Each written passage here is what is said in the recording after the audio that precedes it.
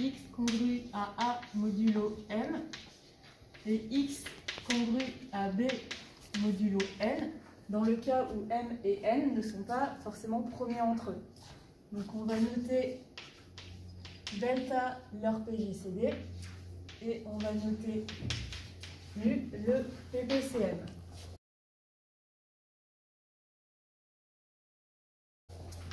On va noter x bar M, la réduction de x modulo M.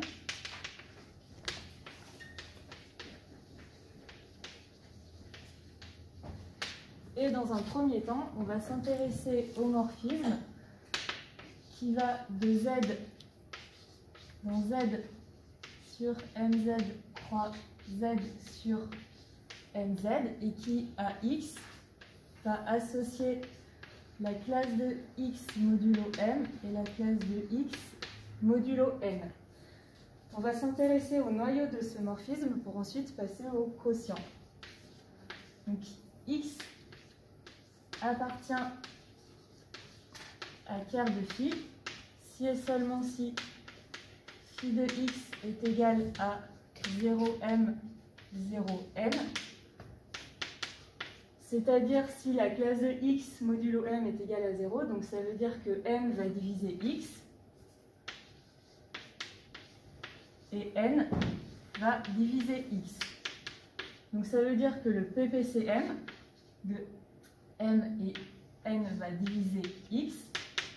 Donc ça veut dire que x va appartenir à mu z. On a donc que le noyau du morphisme est égal à mu z. Et on va pouvoir donc passer au quotient.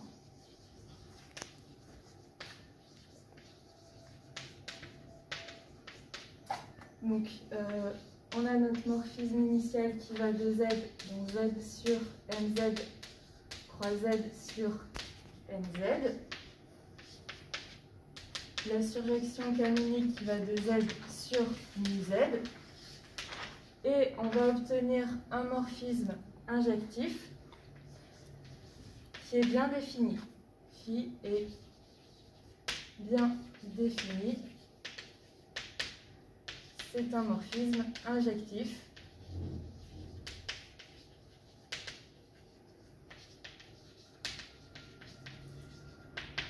Et on n'aura que l'image de x par le premier morphisme va être égale à l'image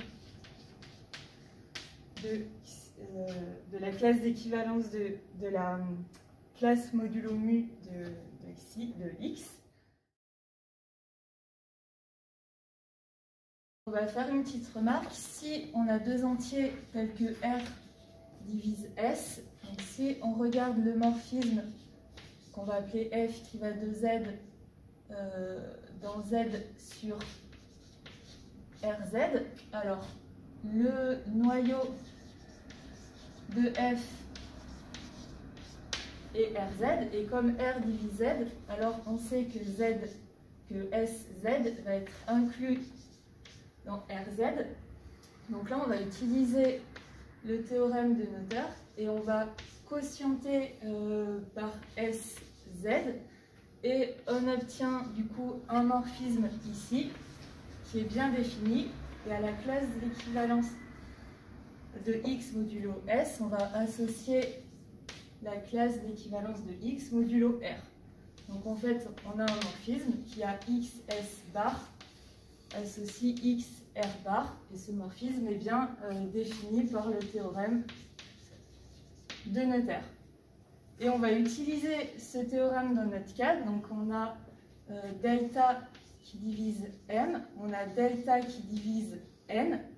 Donc le morphisme qui à xm va associer x delta et à xn associe.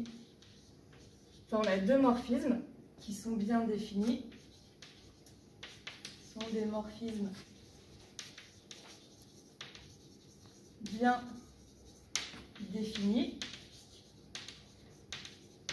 Donc, on va construire le morphisme xi qui va aller de Z sur MZ, 3Z sur MZ dans Z sur delta Z, et au couple XM bar, X, enfin YM bar, on va associer X delta bar moins Y delta bar. Donc phi est un morphisme bien défini et on va montrer que ce morphisme est surjectif. Phi est surjectif. Donc en effet, si on prend un élément appartenant à Z sur delta Z, on peut montrer que le couple XM bar X, 0M bar est un antécédent.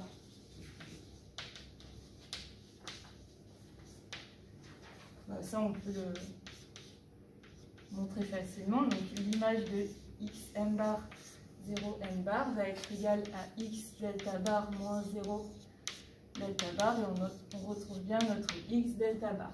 Donc phi est un morphisme surjectif.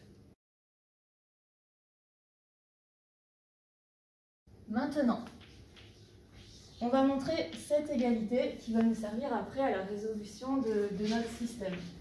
On va montrer que l'image de phi est égale au noyau de xi. Donc dans un premier temps, on va montrer une inclusion, et on conclura par égalité des cardinaux. Donc je vais prendre un élément dans l'image de phi. Phi, je vous rappelle que c'est ce morphisme. Donc un élément qui appartient à l'image est de la forme xm bar xn bar.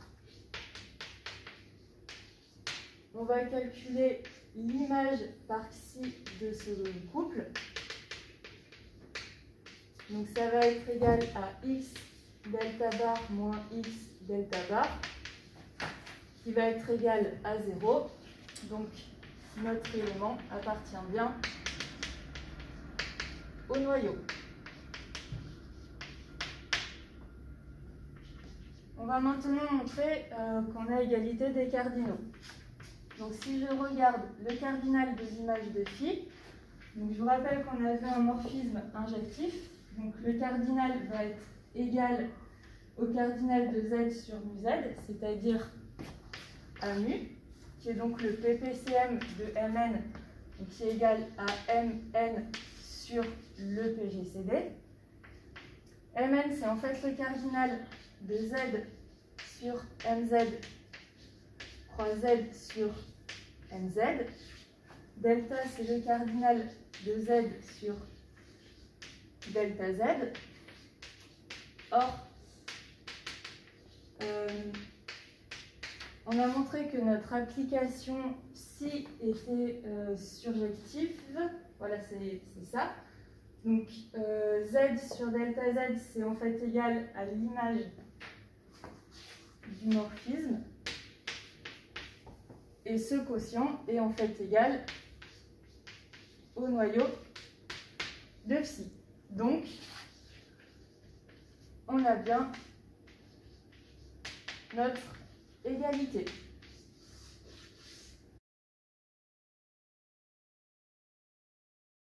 Maintenant, on va revenir à notre système de congruence et on va montrer que si x est solution du système, alors l'image de x, donc on a x qui va être congru à a modulo m et x qui va être congru à b modulo n. Donc la classe d'équivalence de x modulo m, c'est en fait la classe d'équivalence de a modulo m. Et la classe de x modulo b, c'est la classe de b modulo n. Or, comme on sait que, donc là on a ce couple qui appartient à l'image de phi, on sait que c'est égal au noyau, donc on aura am bar bn bar qui va appartenir au noyau de phi. Et ça veut dire que la phi de AM Bn est égale à 0. Donc ça veut dire que A et B ont la même classe d'équivalence modulo delta. Donc ce sera une première chose à vérifier. Si on n'est pas dans ce cas-là, ça veut dire que notre système n'aura pas de solution. Si on est dans ce cas-là, si on est dans ce cas-là, A va s'écrire comme K delta plus B avec K appartenant à Z. D'après Bezout, on sait qu'il existe U et V tel que UM plus Vn va être égal à delta. Et on montre que x0 qu'on va définir de cette façon, 1 sur delta facteur de AVN plus BUM est solution de S.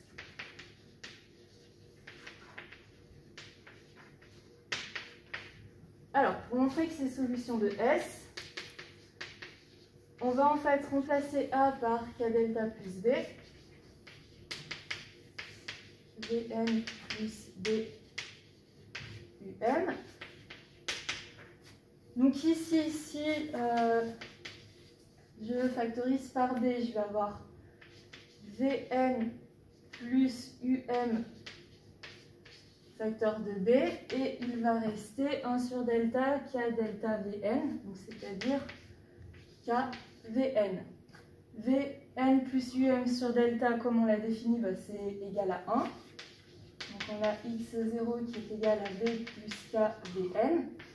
Et ça montre bien que x0 est congru à B modulo n. De même, en remplaçant B par A moins K delta, en simplifiant, on montre que x0 est congru à A modulo M. Donc x0 est bien une solution de S.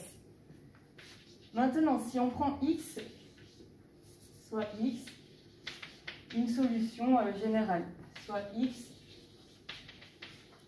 solution de S. Alors, phi tilde de x va être égal à phi tilde de x0. Comme on a un morphisme, phi tilde de x moins x0 va être égal à 0, ce qui signifie que x moins x0 va appartenir au noyau de l'application. Or, le noyau, on a montré que c'était égal à mu z. Donc, x va être de la forme x0 plus mu z. Ça veut dire que notre ensemble solution va être de la forme x0 plus mu k, avec k qui appartient à z. On peut montrer deux applications. Donc si on a un premier système, tel que x est congru à 2 modulo 21 et x congru à 11 modulo 35, on a PGCD de 21 et 35 qui est égal à 7. 2 est congru à 2 modulo 7 et 11 est congru à 4 modulo 7. 2 et 11 n'ont pas la même classe modulo 7, donc dans ce cas, notre système n'a pas de solution. Si je regarde une deuxième application, donc cette fois on va prendre x congru à 3 modulo 21 et x qui est congru à 10 modulo 35. Donc là, 3 et 10 sont tous les deux congrus à 3 modulo 7. Ils ont la même classe d'équivalence, donc on va pouvoir rechercher des solutions. On va rechercher notre x0, donc pour ça, il faut qu'on cherche notre v et notre u. Donc ici, on remarque que 7 est égal à 2 fois 21 moins 1 fois 35. Donc notre u va être égal à 2, notre v va être égal à moins 1. x0 va être égal à 1 sur 7, facteur de 10 fois 2 fois 21, moins 3 fois 35. On va calculer le PPCM de 21 et 35, donc qui est égal à 21 fois 35 divisé par 7, donc ça serait égal à 105. Donc l'ensemble solution va être de la forme x0 plus k fois 105 avec k qui appartient à z. On ne saura jamais qui x0. Voilà, c'est ça. Et ben voilà, on va s'arrêter sur cette note de suspense.